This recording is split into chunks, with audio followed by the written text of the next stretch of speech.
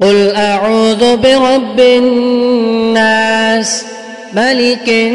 الناس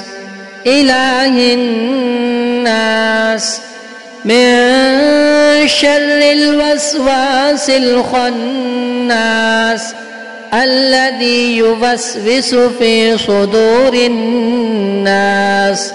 من الجنة والناس۔ آپ کہہ دیجئے میں انسانوں کے رب، انسانوں کے بادشاہ، انسانوں کے معبود کی پناہ لیتا ہوں، وسوسہ ڈالنے والے، پیچھے ہٹ جانے والے اور